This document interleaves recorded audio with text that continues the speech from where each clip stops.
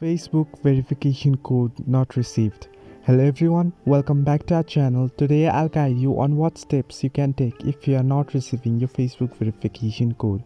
Now, you may require verification code for a number of reasons.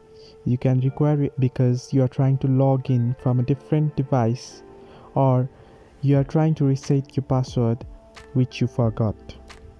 Now, if you're not receiving your verification code, what you need to make sure is go ahead to your phone messaging, and here click on the three-line icon that you can find on the screen and go to spams and blocked, and make sure your verification code text is not being sent to spam and being blocked from you receiving.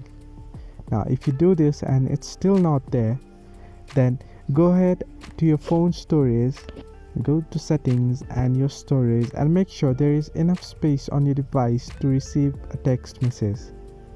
Now if you've done this both and you are still not receiving the text, try restarting your device. Once you restart your device, you must be able to receive the verification code. Hope this helped. Do like and subscribe, and do not forget to leave a comment down below if you have any further issues.